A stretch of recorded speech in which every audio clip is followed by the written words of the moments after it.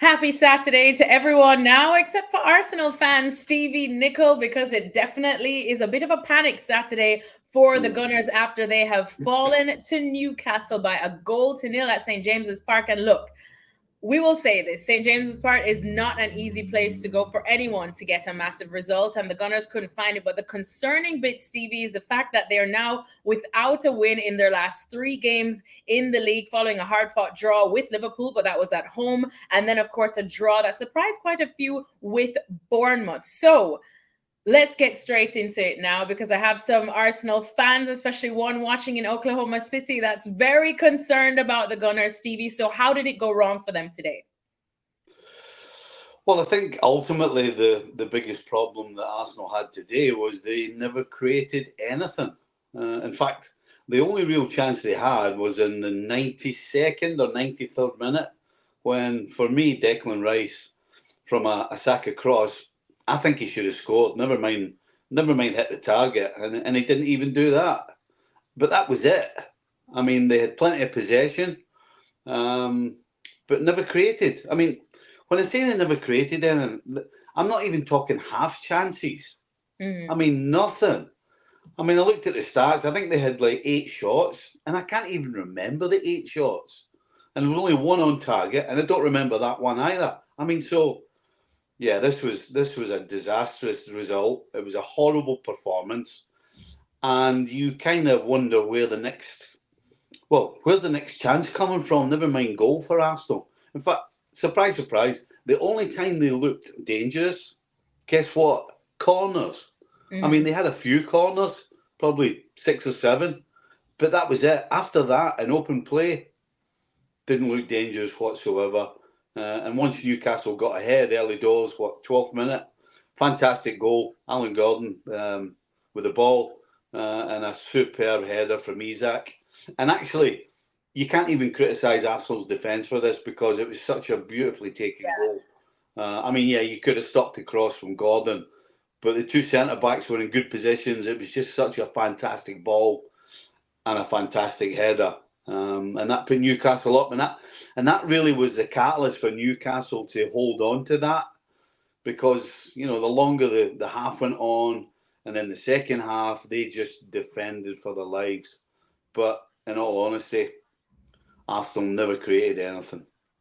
Do you find that a bit surprising? And what do you make of the substitutions that Mikel Arteta made as well? Because when that's not going your way, and when Arsenal just looked like they were struggling to even get out of first gear, you kind of look to your bench for that spark. So what did you make of the substitutions Arteta made, and if he brought them on at the right time?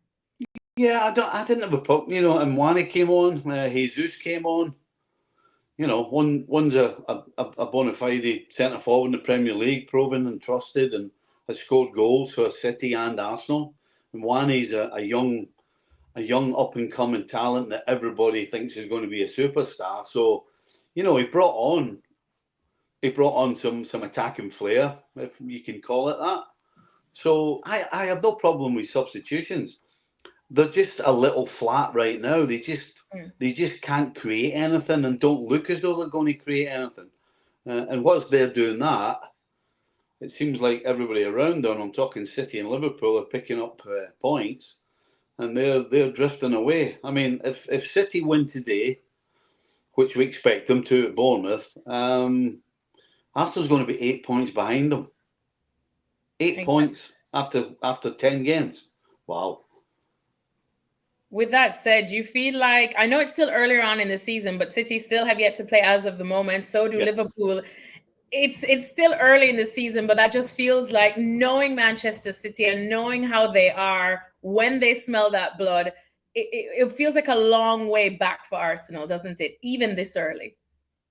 Yeah, it does. I mean, so City lost 3 games last year. 3. And right now, as we sit,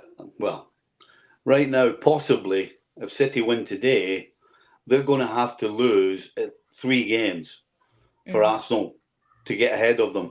If Arsenal win all the games. I mean, we're talking in those terms after 10 games that Arsenal have to win every game in order to maybe win this title. That tells you the position they're in. And again, they've got themselves in this position. But I think worryingly, you're wondering, how are they going to get out of this position? Yeah. Because to win games, you're going to have to create chances and score goals. And right now, on today's performance, they don't look as though they're going to do either.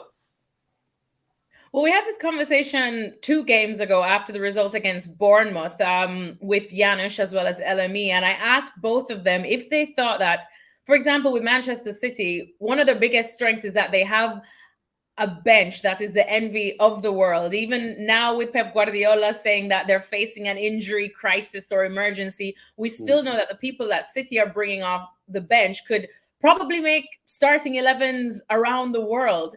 Arsenal probably need a bench that deep or with those amount of stars and quality that really is needed to compete with a Manchester City. Do you feel like that's just what they're lacking, that their bench is not quite there yet to go the full length to defeat Manchester City in a title race? You know, I really can't turn around and say that would be a huge factor. It's always nice, and City are one of the few teams on the planet that actually are in a place where if everybody's fit, they have, as you say, bona fide superstars and real genuine talent to come off the bench and replace real genuine talent. And so,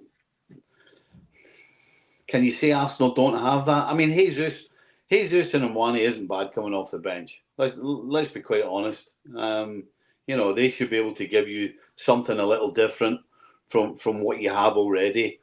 I mean, Havertz has had a decent start to the season, has scored goals, has continued to score goals. Saka, you're not going to replace Saka, are you? And Martinelli looks dangerous, but hasn't quite found the form of maybe a couple of seasons ago. So they have talent, Arsenal, and they have talent coming off the bench in those 2 players I mentioned. So listen.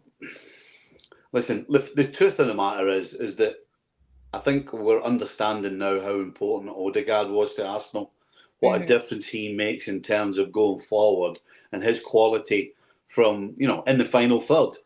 You know, his little chip balls, his little passes, his eye for a goal. That really looks to me as though that is actually what Arsenal are missing.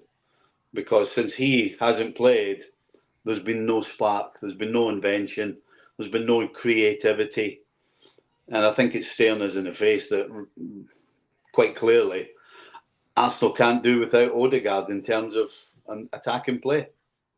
Now, you've had to wear the manager's hat many times already. If you're Mikel Arteta, what are you doing to kind of settle the squad for the next couple of games? Because it is going to be a London derby up against Chelsea too soon. And then just at least to see out the year now so they don't feel like everything is over in terms of a title race.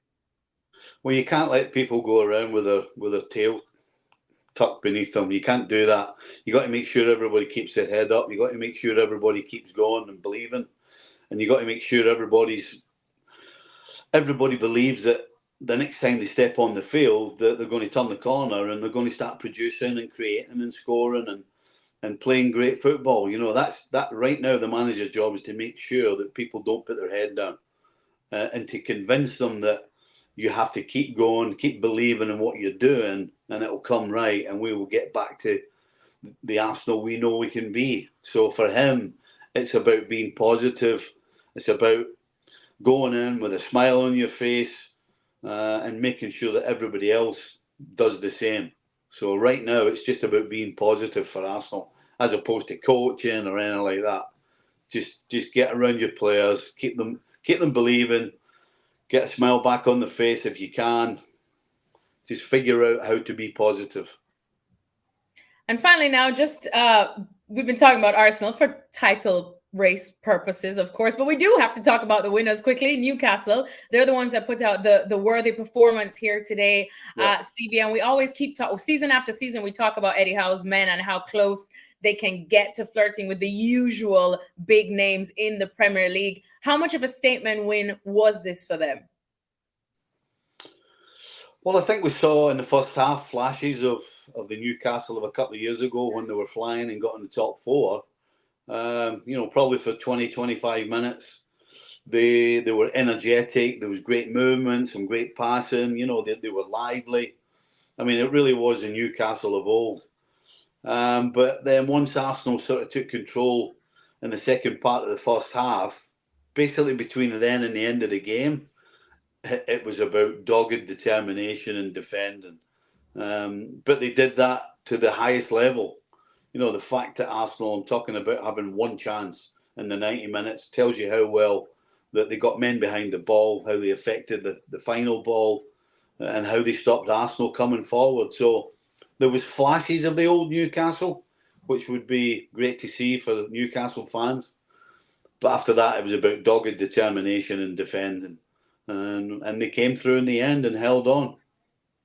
They held on indeed. So did everybody watching us, hopefully. And there'll be plenty more ESPN FC live on YouTube coming your way for the 3 p.m. kickoff fixtures, plus ESPN FC, the show, which will be on ESPN Plus, where you can probably catch Stevie Nicol. We're on 7 days a week. That's it for now. Arsenal definitely with a lot to think about in terms of this title race, even though it's earlier on. Newcastle, job done. And now it's over to Liverpool. Stevie's crossing his fingers. And Manchester City. See you guys next time. Trying.